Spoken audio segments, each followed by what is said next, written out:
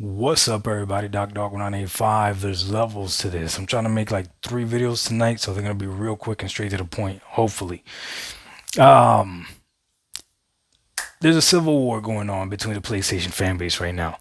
There's people that are acting like HellDivers2 going to Xbox is not a big deal, which they're lying, and then there's people that are actually seeing what this means and can see what the future may hold.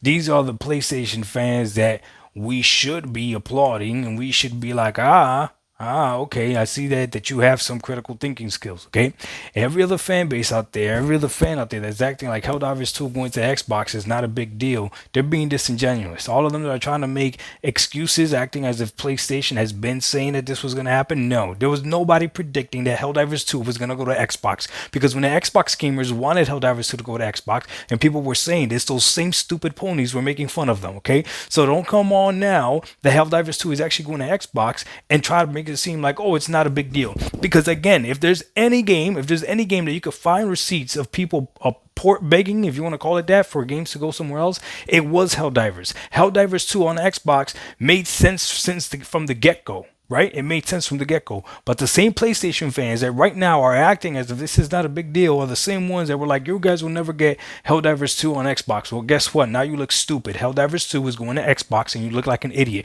Take your L like a man, okay?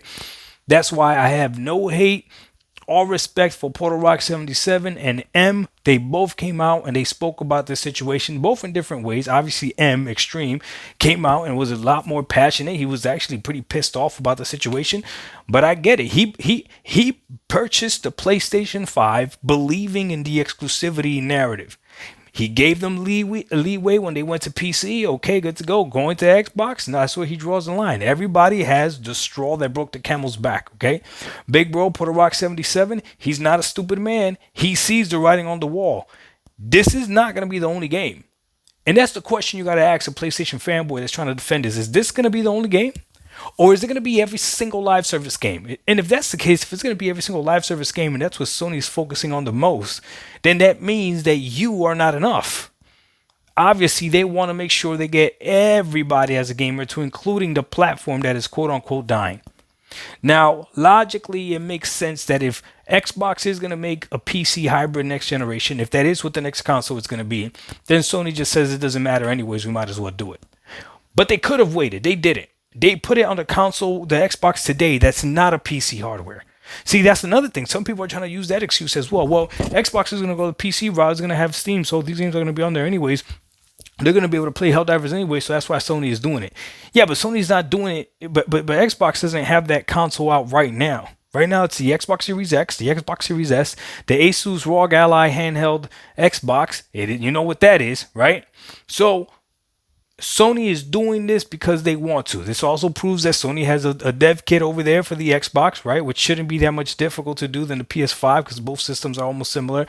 So essentially, this is going to kill exclusivity, or you know what? Exclusivity is dead. Exclusivity, it's just a matter of time. That's it. That's it. It's just a matter of time. But the civil war that I see between the PlayStation fan base, for me, is funny, because I see the people that are critical thinkers and can be honest, and then I see the people that are sometimes overreactors. That's perfectly fine too, right? But then I see the people that are blatantly in denial, moving the goalposts, and it's just crazy. If you don't think this is a big deal, then you never cared about exclusivity like you claimed you did. This is a big deal. I want exclusivity to die, and this is one step forward into that that goal of exclusivity dying. Xbox was already going to do it, because by essentially making Xbox PCs, they were going to kill exclusivity, because you're going to be able to play PlayStation games on whatever Xbox hardware is if it's a PC. But this way, this is Sony embracing it and saying, yeah, let's do it. I applaud it. Hey, Sony, I hope you do this better than how Xbox is doing it. Don't take forever to trickle games over. This doesn't make any sense to me. Start dropping those games over there. And you'll see. Now, who benefits more from putting games on the other platform? Oof, that's a whole another debate. Dog 985, there's levels to this. Right now, we can argue Sony needs the Xbox gamers. We can argue that. We can argue that Sony needs the Xbox gamers. If not, why would they do this? They're not ready for that. We out. Peace.